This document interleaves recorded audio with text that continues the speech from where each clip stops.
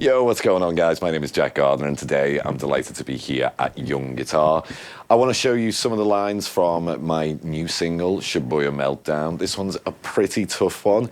I think probably the lick which most people want to know is the one right at the very beginning. This is the hardest one. It's the one which goes like this.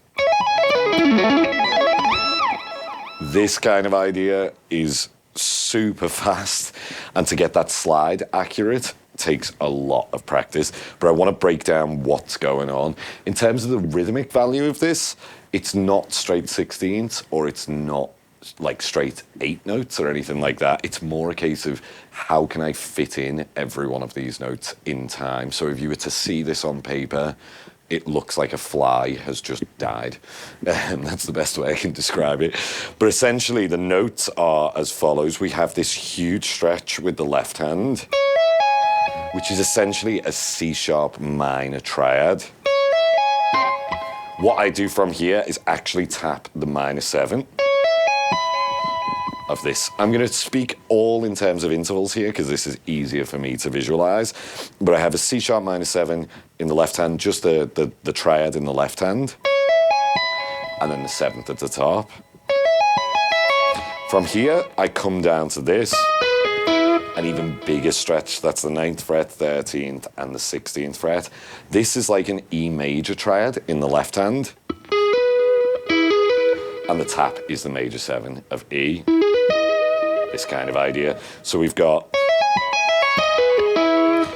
And then the final one is essentially like an F sharp minor triad in the left hand. And then I tap the minor 7 again. It's the exact same shape as the C sharp one up here.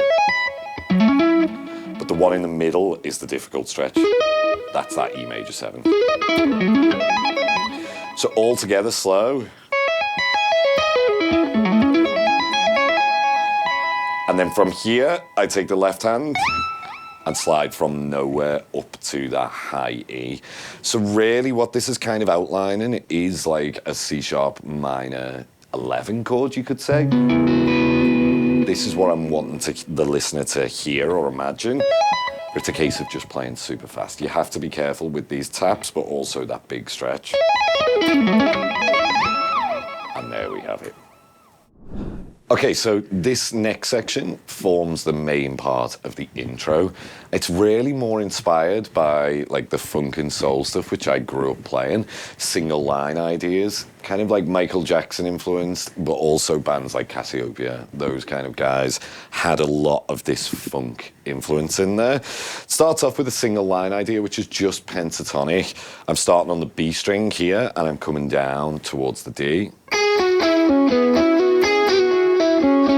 The one thing to be careful of there is the quick slide, but it's like the blues note, if you are familiar with that. It's just to give a little bit of flavor, but we want to be super staccato with our right hand. So we get 1. As well here, with the left hand, on that last note, I'm like hammering on from nowhere. And then picking it. You could call that like selective picking, like some of the guys like Tosin Abasi use it. I'm using it in a funk context though, not in this like hyper modern way. So you get, and then same idea, pentatonic. Here I've got some double stops.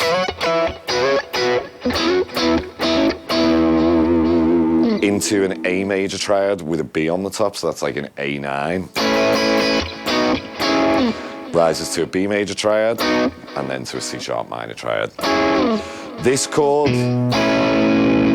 is what I'm actually implying. That is like a B11 chord, or an A over B. And that just moves towards the C-sharp minor there. So we've got, so far...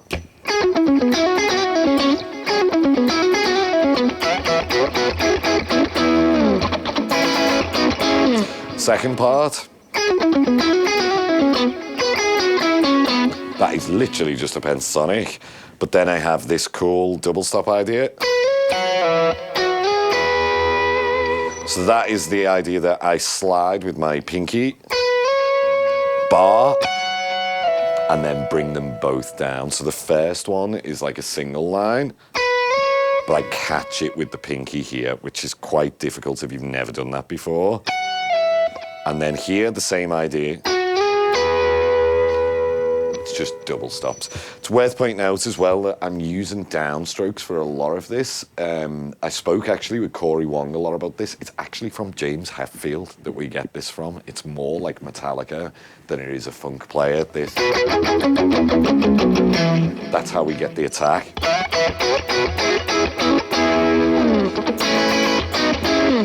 Back to the line anyway, so we've got...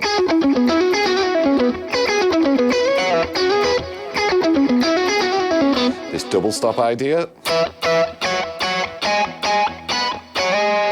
This is all with the pinky I tend to play it, which might be weird for a lot of you if you've never done that before, but it just feels the most comfortable. It keeps me in position. And then I slide with the first finger to get that last one. This is just like stacked fifths, the E. Straight down into this kind of A major 9, or you can think of it as A over B.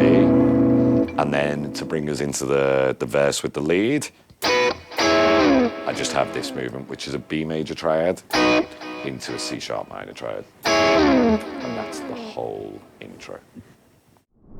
So now let's take a look at the breakdown section. This is where Gianluca, Pellerito and Riccardo get their moment to shine. But to introduce it, I thought let's play around with some melodic minor ideas and some chromaticism. So really the chord which I'm playing for most of the time here is like a minor major 9 chord. If you know James Bond, it's that kind of sound. But basically I start off with this line.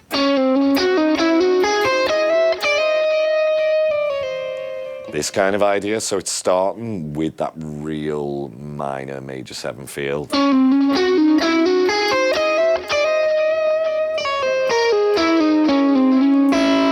So the second half of this line is where things start to get interesting. This is where we introduce the hybrid picking. So we've got...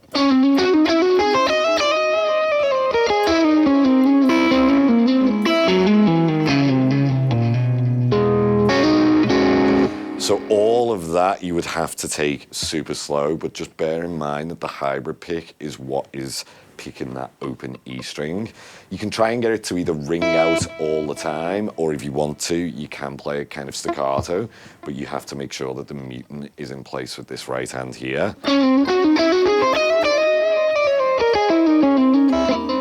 It doesn't matter which finger you can use 2 or 3.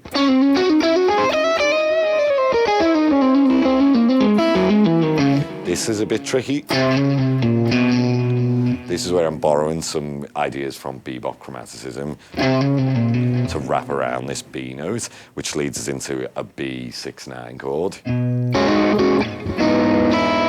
This is an E major 7 in first inversion to an F sharp minor 11. If you guys know the track Purple Rain by Prince, that's where that goes. Back to the E, leading into an A. Down to an F major 7. This is an example of what I call chromatic mediants, where we move in minor thirds or major thirds. They're symmetrical sounds. And then here, it's a D major chord to a C sharp minor 11 chord. But then to finish that, I play a C sharp minor major 9 chord. So lots of chords, but the idea is this: we get this. And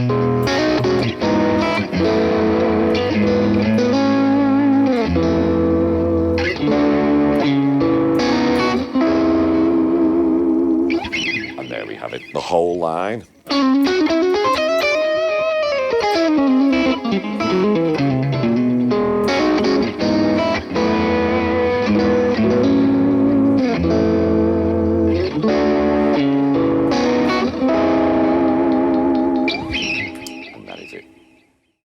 I wanted to talk to you a little bit about the gear which I'm using today. So this is my custom shop Ibanez AZ. Now what's different about this to any of the other AZs is that this is a 24 fret with this pickup configuration. So HSS or SSH, however you want to call that.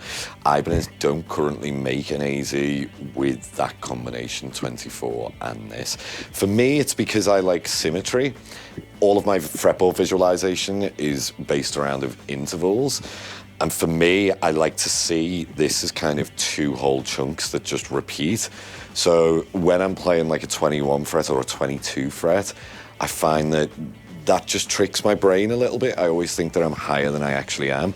But also, I actually use the range a lot. You'll hear me playing a lot of these kind of tone and a half bends up at the 24th fret, which is just something that I find cannot be done with 22. Now, some people argue that changes the tone. It doesn't sound like a typical S-type guitar. For me, I'm not bothered. It's way versatile enough, and I actually prefer the kind of lead sounds that I get with the 24 fret with this single coil in the neck.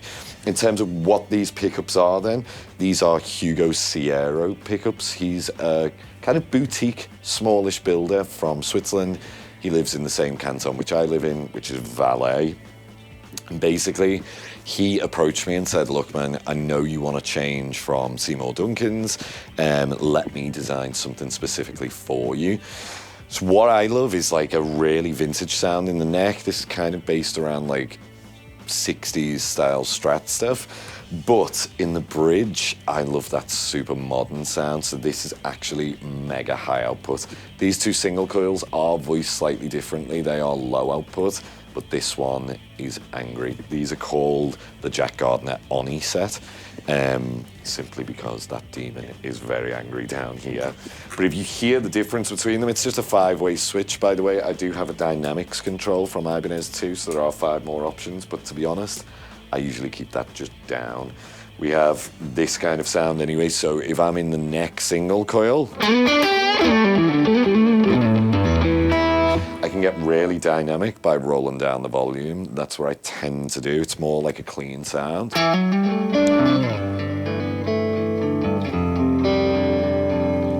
Just with more volume.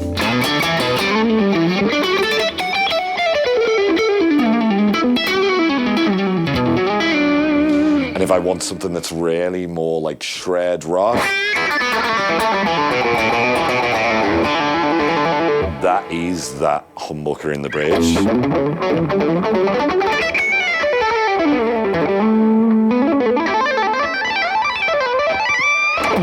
Back to a clean sound.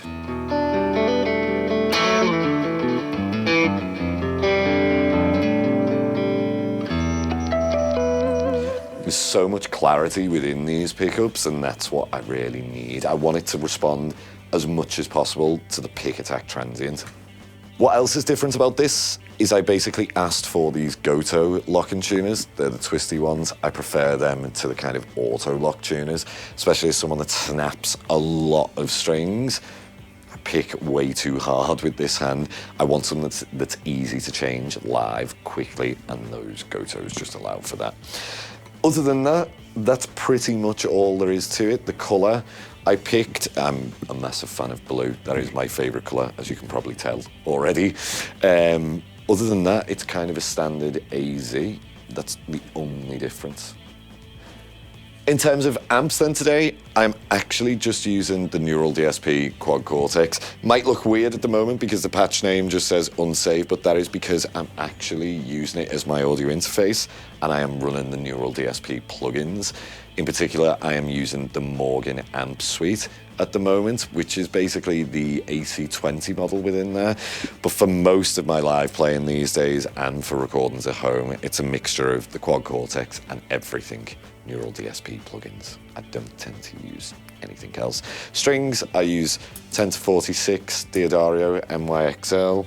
And in terms of picks, I use a custom Jazz 3, which is essentially like a standard Jazz 3, and maybe it's based more towards the Eric Johnson models, but that's kind of it really, nothing else in particular. Mogami cables as well, that's pretty much